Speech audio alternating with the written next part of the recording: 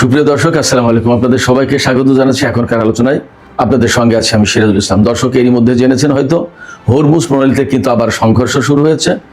America ইরানের উপর হামলা চালিয়েছে, ইরান পাল্টা প্রতিশোধ নিয়েছে এবং প্রচণ্ড রকমের ক্ষেপণাস্ত্র ও ড্রোন হামলা চালিয়েছে, যাতে আমেরিকার 3টি জাহাজের বড় রকমের ক্ষতি হয়েছে বলে দাবি করেছে ইরান।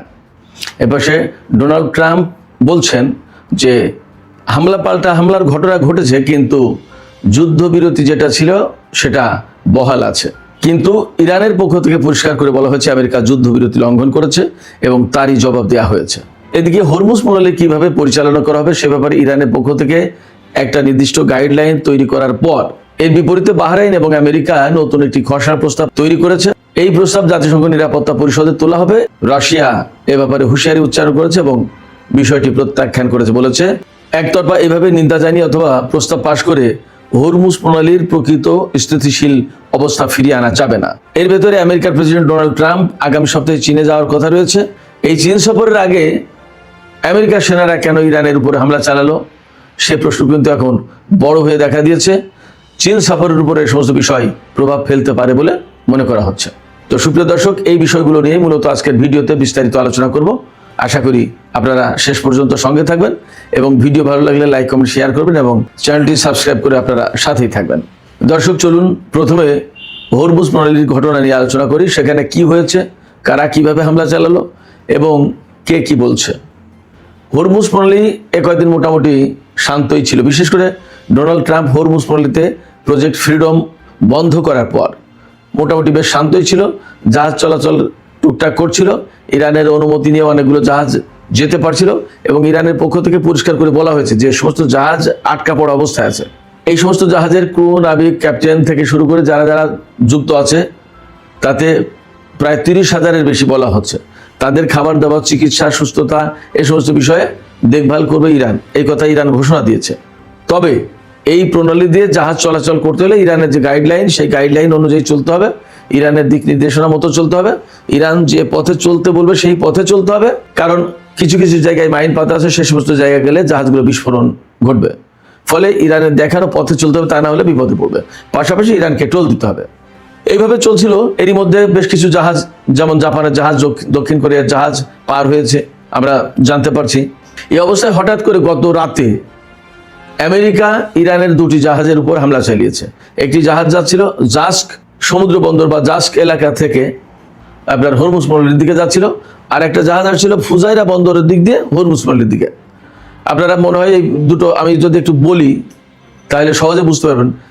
জাস্ক হচ্ছে পাকিস্তানের যে গোয়াদার বন্দর থেকে আরেকটু পশ্চিম দিকে গেলে আপনার ইরানের চবাহার বন্দর। ইরানের চবাহার বন্দর থেকে আরো বেশ খানিক, মানে কয়েকশো কিলোমিটার হয়তো বা সামনে আগালে ইরানের জাস্ক বন্দর। এই জাস্ক বন্দর থেকে একটি জাহাজ হরমুজ প্রণালীতে যাচ্ছিল। জাস্ক বন্দর থেকে হরমুজ প্রণালীর দূরত্ব কিন্তু প্রায় 350 কিলোমিটার। আরেকটি জাহাজ আসছিল সংযুক্ত আরব আমিরাতের যে ফুজাইরা বন্দর সেদিক দিয়ে, অর্থাৎ ফুজাইরা বন্দর পার হয়ে সামনে আগালেই হরমুজ প্রণালী এলাকা। তো যখন ফুজাইরা বন্দরের কাছাকাছি জাহাজটা, তখন সেই জাহাজে হামলা চালিয়েছে কারা? একদম সরাসরি আমেরিকা হামলা চালিয়েছে, আমেরিকার সেনারা হামলা চালিয়েছে। অভিযোগ বা খবরে প্রকাশ যে এর আগে আমেরিকা ইরানের বিভিন্ন দ্বীপে, কেশম দ্বীপে, কিরিক দ্বীপে, এরকম বেশ কয়েকটা দ্বীপে হামলা চালিয়েছে। এমনকি বন্দর আব্বাসে বিস্ফোরণের শব্দ শোনা গেছে। তখন ইরান আবার তার এয়ার ডিফেন্স সিস্টেম অ্যাক্টিভেট করেছে এবং বেশ কিছু ড্রোন ভূপাতিত করেছে। আমেরিকা যখন ইরানের 2টি জাহাজের উপর হামলা চালিয়েছে, তখন ইরান সরাসরি ক্রুজ ক্ষেপণাস্ত্র এবং সমুদ্র ভিত্তিক ক্ষেপণাস্ত্র এই দুটো ছুড়েছে, পাশাপাশি ড্রোন ছুড়েছে। আমেরিকার যে ডেস্ট্রয়ার, 3টি ডেস্ট্রয়ার ছিল, এই ডেস্ট্রয়ারগুলো ইরানের উপর হামলা চালিয়েছে, ইরানের জাহাজের উপর। সেই 3টি ডেস্ট্রয়ার লক্ষ্য করে ইরানের নৌবাহিনী হামলা চালিয়েছে, IRGC নৌশাখা হামলা চালিয়েছে। হামলা চালানোর পর আমেরিকার 3টি জাহাজ পিছু উঠেছে, পালিয়ে গেছে। ইরানের পক্ষ থেকে দাবি করা হয়েছে যে তাদের যে ক্ষেপণাস্ত্র এবং ড্রোন হামলা, সেই হামলায় মার্কিন 3টি জাহাজের বেশ বড় রকমের ক্ষতি হয়েছে। ডোনাল্ড ট্রাম্প বলেছেন যে ইরান প্রচণ্ড রকমের হামলা চালিয়েছিল তাদের জাহাজের উপরে, কিন্তু তাদের জাহাজের তেমন কোনো ক্ষতি হয়নি। তবে তারা পিছিয়ে গেছে এবং তারা কঠোর জবাব দিয়েছে ইরানকে। তিনি এইভাবে বলেছেন। একই সাথে ডোনাল্ড ট্রাম্প বলেছেন দুই পক্ষের ভেতরে সংঘর্ষ হলেও যুদ্ধবিরতি বহাল আছে। তবে ইরান বলেছে যে আমেরিকা যুদ্ধবিরতি লঙ্ঘন করে এই কাজ করেছে। অতএব যেহেতু তারা যুদ্ধবিরতি লঙ্ঘন করে হামলা শুরু করেছিল, আমরা পাল্টা জবাব দিয়েছি। তো এর মানে পরিষ্কার হয়ে গেল হরমুজ প্রণালীতে দুই পক্ষ কিন্তু যুদ্ধের জন্য প্রস্তুত, এটা পরিষ্কার। দ্বিতীয় কথা হচ্ছে যে ইরান যে কতদিন ধরে বলে আসছে আমেরিকাকে বিশ্বাস করা যায় না, তারা যুদ্ধবিরতি করলেও লঙ্ঘন করতে পারে, আলোচনা করলেও আলোচনার ভেতরে আবার হামলা চালাতে পারে এবং এই যুদ্ধবিরতিকে তারা হয়তো একটা ঢাল হিসেবে ব্যবহার করতে পারে, তারা প্রস্তুতি নিতে পারে, নতুন করে হামলার ছক কষতে পারে। তো এইরকম একটা প্রেক্ষাপটে ইরানের কথাই তো মোটামুটি ভাবে সত্য প্রমাণিত হচ্ছে, পরিষ্কার হচ্ছে। এবং আমরা গত কয়েকদিন ধরে দেখছি, গতকালকেও কয়েকটা ট্যাঙ্কার বিমান অর্থাৎ রিফুয়েলিং বিমান সংযুক্ত আরব আমিরাত থেকে উড়েছে এবং ইরাকের আকাশের উপর ঘোরাঘুরি করছিল। তার মানে মনে করা হচ্ছে যে তারা হয়তো বড় রকমের হামলার একটা চেষ্টা ইরানের উপর করছিল। এই যে ইরানের উপর হামলার চেষ্টা করছে এবং তার আগে দুটো রিফুয়েলিং ট্যাঙ্কার বিমান নিখোঁজ হয়েছে বলে খবর বেরিয়েছিল এবং সেগুলোর ব্যাপারে ফাইনাল আর কোনো খোঁজ খবর পাওয়া যায়নি, তারা ধ্বংস হয়েছে নাকি। তবে একটার ব্যাপারে জানা যাচ্ছে যে একটা রিফুয়েলিং ট্যাঙ্কার বিমান পারস্য উপসাগরে ধ্বংস হয়েছে। তবে এখানে একটা ব্যাপার একদম খুব পরিষ্কার, সেটা হচ্ছে যে আগামী 14 এবং 15 তারিখ, আজকে হচ্ছে 8 তারিখ, আগামী 14 এবং 15 তারিখ প্রেসিডেন্ট ডোনাল্ড ট্রাম্প চীন সফরে যাবেন। চীন সফরে যাওয়ার আগে ইরানের বিরুদ্ধে যে সে অর্থাৎ আমেরিকা বেশ শক্ত অবস্থানে আছে, আপার হ্যান্ডে আছে, এইরকম একটা মেসেজ সে নিয়ে যেতে চায়। যার কারণে সম্ভবত এই সময় অর্থাৎ চীন সফরের আগে ইরানের উপর একটা বড় ধরনের হামলা করতে পারে এমন একটা আশঙ্কা আছে। চীনকে দেখাতে পারে বা চীনের সামনে সে যাতে বুক টান করে কথা বলতে পারে। আমেরিকা বর্তমানে যে অবস্থা আছে তাতে কিন্তু লুজার, আমেরিকা মানে পরাজিত অবস্থায় আছে। এখনো অবশ্যই ইরান আপার হ্যান্ডে। সেক্ষেত্রে চীনের সফরে গিয়ে চীনের কাছ থেকে অনেক কিছু আদায় করতে পারবে না আমেরিকা, কারণ চীন আমেরিকাকে ওইভাবে গুরুত্ব দেবে না, পরাজিত শক্তি হিসেবে দেখবে। তো সে তো বিজয়ী শক্তি না আমেরিকা। এখন ডোনাল্ড ট্রাম্প এই জায়গায় ইরানের উপর হয়তো বড় রকমের একটা হামলা চালিয়ে নিজেকে বিজয়ী শক্তি হিসেবে দেখাতে চাইবে। সেই কারণে হয়তোবা এই সময় এই হামলা চালিয়ে থাকতে পারে মার্কিন বাহিনী, এমনটা ধারণা করা হচ্ছে। তো এই অবস্থায় প্রশ্ন আসছে যুদ্ধবিরতি ভেঙে পড়েছে কিনা, এখনো সংঘর্ষ চলছে কিনা। না, এখনো সংঘর্ষ চলছে না বলেই খবর পাওয়া যাচ্ছে। তবে সংযুক্ত আরব আমিরাত সে প্রস্তুতি নিয়ে রেখেছে, তার এয়ার ডিফেন্স সিস্টেম সমস্ত সবকিছু অ্যাক্টিভ করে রেখেছে বলে খবর পাওয়া যাচ্ছে। এবং ইরানও খুবই সতর্ক অবস্থায়, যদি পরিস্থিতি উন্নতি ঘটানোর চেষ্টা করে আমেরিকা এবং সংযুক্ত আরব আমিরাত বা ইসরায়েল, তাহলে ইরান জবাব দেবে, তাতে কোনো সন্দেহ নেই। একেবারে কোনো কিছু বিনা জবাবে পার পাবে না, এটা পরিষ্কার। এর ভিতরে আর একটা খবর পাওয়া যাচ্ছে যে সৌদি আরব এবং কুয়েত নাকি তাদের আকাশসীমা ব্যবহার করার জন্য আবার আমেরিকাকে অনুমতি দিয়েছে। ব্যাপারটা যদি তাই হয় তাহলে ধরে নিয়ে যাচ্ছে চীন সফরের আগে আমেরিকা ইরানের সাথে আবার যুদ্ধে জড়িয়ে যেতে পারে। আমি আবারও সেই পুরনো প্রশ্নে ফিরে আসি যে তাহলে কি যুদ্ধবিরতি ভেঙে পড়েছে বা ভেঙে যাচ্ছে বলে মনে করা হচ্ছে? আমি মনে করি আমেরিকার সাথে ইরানের যে যুদ্ধবিরতি হয়েছে সেটা খুবই ঠুনকো। এই ঠুনকো যুদ্ধবিরতি দিয়ে স্থায়ী শান্তির কোনো আশা ভরসা করা যায় না।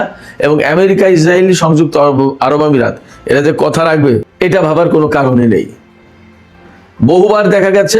এবং এই যে লেবাননে এবং ফিলিস্তিনের গাজায় যে ইসরায়েল যে হামলা চালাচ্ছে, সে লেবাননের সাথে যুদ্ধবিরতি আছে, গাজায় যুদ্ধবিরতি আছে, তারপর প্রতিদিন এমন কোনো দিন নেই যেদিন ইসরায়েল হামলা না চালায়, মানুষ না মারে। ফলে ইসরায়েল এবং আমেরিকাকে বিশ্বাস করার কোনো কারণই নেই। কোনো কারণে তাদের উপরে বিন্দু বিসর্গ বিশ্বাস রাখা যায় না। ঘটনা এই পর্যন্ত যা আমরা দেখলাম, তারা মোটেই বিশ্বস্তভাবে যুদ্ধবিরতি পালন করে না। তারা অপর পক্ষের কাছ থেকে একদম 100 ভাগ আশা করে, তারা 1 ভাগও দিতে চায় না। এটা হয় না। এবং এই বিষয়টা ইরান খুব ভালোভাবে জেনে গেছে, বুঝে গেছে। যার কারণে ইরান তার মতো করেই প্রস্তুতি রেখেছে। যুদ্ধবিরতি চলে যুদ্ধবিরতি না চললে যুদ্ধ, ব্যাস শেষ। সুপ্রিয় দর্শক, এই পর্যায়ে জাতিসংঘের ভূমিকা, জাতিসংঘের রাশিয়ার অবস্থান, জাতিসংঘে কি হচ্ছে এবং রাশিয়া কি বললো, কি বলে আমেরিকাকে হুঁশিয়ার করলো, এই বিষয়গুলো নিয়ে একটু ছোট করে আলোচনা করে আজকের ভিডিও এখানে শেষ করতে চাইব। আমেরিকা, সৌদি আরব, কাতার, সংযুক্ত আরব আমিরাত, বাহরাইন এর আগে মিলে একটা প্রস্তাব তুলেছিল যে হরমুজ প্রণালী আগের যে অবস্থা আছে সেই অবস্থায় ফিরিয়ে দিতে হবে। সেই প্রস্তাবে রাশিয়া এবং চীন সরাসরি ভেটো দিয়েছিল, অতএব পাশ হয়নি। নতুন করে আবার বাহরাইন এবং আমেরিকা সম্মিলিতভাবে, এখানে আরব দেশগুলোর সমর্থন আছে, সম্মিলিতভাবে আর একটা প্রস্তাব তুলতে যাচ্ছে। তার খসড়া সদস্য দেশগুলোর কাছে বিতরণ করা হয়েছে। যে কোনো প্রস্তাব তুলতে গেলে তার আগে খসড়া বিতরণ করা হয়, সাধারণত এটাই করা হয়, যাতে তারা মতামত দিতে পারে, বুঝতে পারে, জানতে পারে। তো এই খসড়া প্রস্তাব রাশিয়া পেয়ে জাতিসংঘ নিরাপত্তা পরিষদে নিযুক্ত রাশিয়ার রাষ্ট্রদূত ভ্যাসেলি নেবেনজিয়া তিনি একদম সরাসরি প্রত্যাখ্যান করেছেন, বলছেন যে এই প্রস্তাব পাশ হওয়ার কোনো কারণে নেই, রাশিয়া সমর্থন করবেই না। কারণ একতরফাভাবে ইরানকে নিন্দা জানানো হবে এবং এই প্রস্তাব মতো হরমুজ প্রণালী খুলে দেবে এবং ইরানের কোনো বক্তব্য থাকবে না, তা না, তা হতে পারে না। এর মানে দাঁড়াচ্ছে একদম পরিষ্কার, ইরানের যে হরমুজ প্রণালী কন্ট্রোল করার যে প্ল্যান বা পরিকল্পনা, এই পরিকল্পনার প্রতি রাশিয়া কিন্তু সমর্থন দিচ্ছে, আর চীন তো আগেই দিয়েছে। তার কারণ হচ্ছে কি, ইরান বলেছে যে মিত্র দেশগুলোর জন্য টোল সিস্টেমও কার্যকর হবে না, অর্থাৎ চীনের সাথে ইরানের ব্যাপক ব্যবসা, তেলের ম্যাক্সিমাম তেল 90% তেল চীনে যায় ইরানের, তাহলে তার সাথে এত যখন ব্যবসা, তাহলে তার জাহাজে সে কেন টোল দেবে? এবং চীন এবং রাশিয়া হচ্ছে তার কৌশলগত মিত্র, ফলে তাদের জাহাজে টোল দেবে না। টোল দেবে কাদের জাহাজে? অন্য সাধারণ দেশগুলোর জাহাজে। আর ক্ষতিপূরণ দাবি করছে এই যুদ্ধে যারা জড়িত আরব রাষ্ট্রগুলো, পারস্য পরিষদ যে সমস্ত আরব রাষ্ট্র, তারা ক্ষতিপূরণ দেবে। বিশেষ করে সংযুক্ত আরব আমিরাত এবং বাহরাইন, হয়তো সৌদি আরব, কুয়েতের ব্যাপারে কি হয় জানি না, কাতারকে মনে হয় এক্সাম্পট অর্থাৎ বাদ রাখতে পারে ক্ষতিপূরণ দেওয়ার ব্যাপারে। কাতারের সাথে ইরানের সম্পর্ক খুবই ভালো। তো ব্যাপারটা যদি তাই হয়, তাহলে চীন এবং রাশিয়া কিন্তু ইরানকে সমর্থন দিয়ে আসছে এবং নতুন যে প্রস্তাব আনা হবে সেই প্রস্তাবে চীন এবং রাশিয়া ভেটো দেবে, তাতে কোনো সন্দেহ নেই। এই জায়গা থেকে রাশিয়া সরাসরি হুঁশিয়ারি উচ্চারণ করেছে যে ইরানের স্বার্থ বাদ দিয়ে শুধু আরব রাষ্ট্রগুলো বা আমেরিকার স্বার্থ রক্ষিত হয়, সংরক্ষণ করা হয়, এরকম কোনো প্রস্তাবে রাশিয়া সমর্থন করবে না। তার মানে হরমুজ প্রণালী এলাকায় আমেরিকা বা তার মিত্ররা যে বিষয়গুলো প্রত্যাশা করছে, আশা করছে, সেই আশা প্রত্যাশার সাথে রাশিয়া এবং চীন যুক্ত হবে না। তার মানে তারা ইরানের পক্ষেই থাকবে। যদি জাতিসংঘ নিরাপত্তা পরিষদে কোনো প্রস্তাব পাশ না হয়, রাশিয়া চীন যদি ভেটো দেয়, অবশ্যই দেবে, তাহলে হরমুজ প্রণালীতে ইরান যে ব্যবস্থা চালু করতে যাচ্ছে সেই ব্যবস্থাই চালু করতে বাধ্য এবং সবাই মানতে বাধ্য হবে। ফলে হরমুজ প্রণালী এলাকায় একটা নতুন ব্যবস্থা দেখব এবং এই বিষয়টাকে কেন্দ্র করে একটা নতুন বিশ্ব ব্যবস্থার দিকেও আমরা যাচ্ছি, এটা মোটামুটিভাবে বলা যায়। সুপ্রিয় দর্শক, আজকের আলোচনা এখানে শেষ করতে চাই। সবশেষে আপনাদের মতামত জানতে চাই, আপনারা কি মনে করেন আমেরিকা এবং সংযুক্ত আরব আমিরাত ইসরায়েল যেভাবে জোট পাকাচ্ছে, তাতে কি মনে হয় যে যুদ্ধবিরতি যে কোনো মুহূর্তে ভেঙে যাবে? এবং আপনাদের কি মনে হয় যে এই হরমুজ প্রণালী আন্তর্জাতিক চাপের মুখে ইরান আগের অবস্থায় ফিরিয়ে দেবে? আপনাদের মতামত জানিয়ে কমেন্টে লিখবেন, আর ভিডিও ভালো লাগলে লাইক, কমেন্ট, শেয়ার করবেন এবং চ্যানেলটি সাবস্ক্রাইব করে সাথেই থাকবেন।